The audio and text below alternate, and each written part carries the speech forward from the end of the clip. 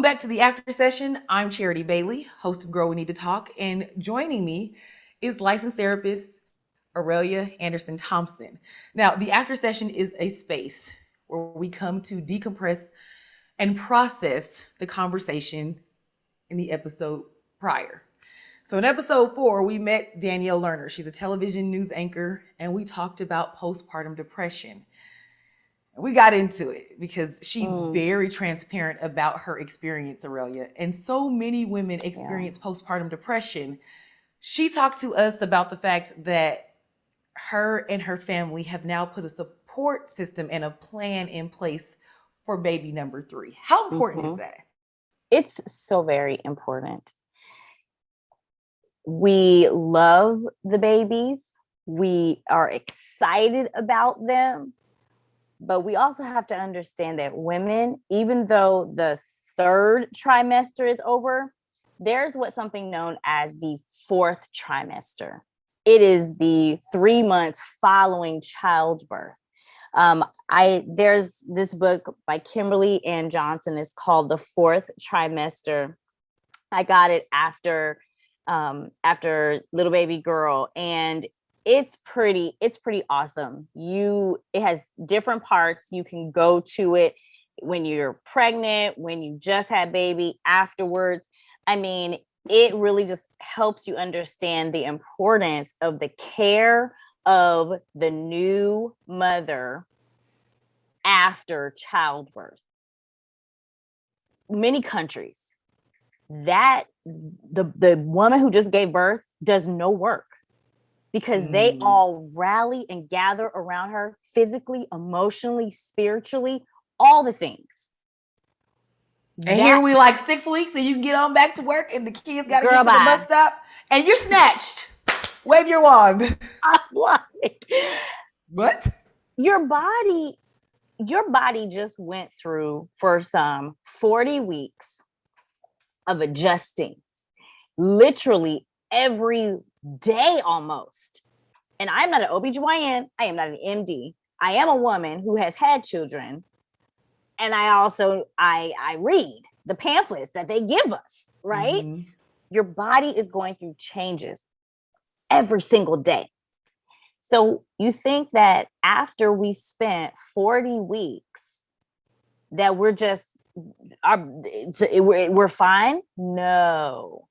Bravo to her. Bravo to her village for understanding what it really means to support a woman who has given birth. And it's not just for moms, because there are a lot of women who give birth and they don't have the baby afterwards. They give the baby up for adoption. They're surrogates. The baby doesn't survive. I mean, so many different reasons. But guess what? They still have postpartum. Yeah. And they don't have the child to take care of. And the spiritual support. So whatever faith background a person is, whatever spiritual ritual that a person does, that is very important at this time, because it reconnects them to who they are internally, and for some externally. Now, Danielle did mention that she just wrote it all off as new mom anxiety. She said it went untreated for 2 whole years until she realized what it was. So from your experiences, and again, this is not therapy, but you are a woman who has had children like you just referenced, and you do, have clients that you help, process all of this. Yeah. What are the signs of postpartum depression, or just regular depression, if you will? How do you dictate the difference? How do you know? Well, so what's unique about postpartum depression is that it focuses a lot around what it means to be a mother. And so it's very similar. Depression is depression, right? It has multiple different signs. So no one person's depression looks like another person's depression. All we can say in the DSM-5 is, okay, a list of these 10 things. Do you have 2 of them? Do you have 4 of them, right? Depression. But postpartum is really attached to being a mother. It's very much so attached to childbirth. So you look for those signs. How are they thinking about the baby? How are they thinking about themselves in relation to the baby? How are they thinking about their new relationships now after giving childbirth? How are they experiencing what it means now to not have the baby inside of them? Everything is pretty much centered around that experience and that new role, even if it's baby number 4. And so that's what you're listening to. But I would caution to say, just look for the signs of depression.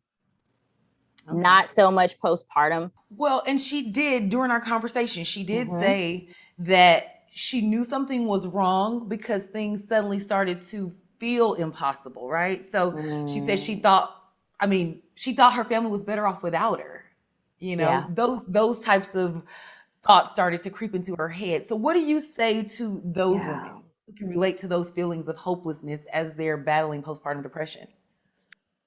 You know, that's a tough one. And I always say, for family members, don't try this at home. Don't try this on your own. If you hear someone saying things like, they'd be better off without me, there's no point in me being here, then you call 911.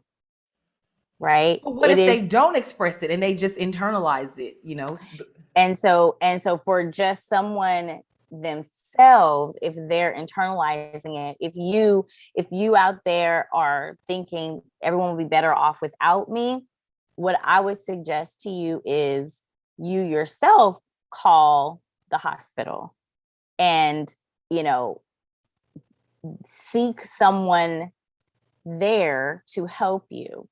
Because while you may think, oh, it's no big deal, we want to make sure that it's no big deal. For women who may not necessarily be to that level of hopelessness where they feel like everyone will be better off without me, but they just don't see that glimmer of hope, I'm all about remembering a time. Remember a time when you were filled with hope. What did that feel like? What did it look like? What did it smell like? What did it sound like? Like literally, we want their whole entire being, all the senses, to be taken over with memories of hope, because that is what is going to help jog their memory of, oh yes, I have experienced hope before. So I am not hopeless. I'm just a little less filled with hope. But hope is not gone. It's there inside of me. And this is when resilience kicks in. This is when we're wanting our resiliency to kick in. It is in those times. One of my pastors used to say, Pastor McDaniel, my pastor in college in Long Beach, he used to say that your memory is one of your greatest weapons. And that's what dawned on me when you were saying that. So it is. And depression. So the one thing about depression, and this is why it may sound like a cop out, but it's a help. Our memory gets foggy during our bouts of depression. Okay. One sign is confusion, indecisiveness, especially for someone who's sharp. Like if you're a sharp person and you don't forget things, you are on it. If you're a little confused, you're a little foggy, that's one of the symptoms. And so our memory gets a little foggy. And so that's why I say, if you are really suffering, please go get help, because we need someone to help you jog your memory of times of hope. Yeah. And we're going to put information here for folks to find resources to go get help. Once again, Girl, We Need to Talk, the web series, is not therapy. The after session is not therapy, even though we are talking with a licensed therapist, but we will provide the resources, and we'll see you next episode. See you later.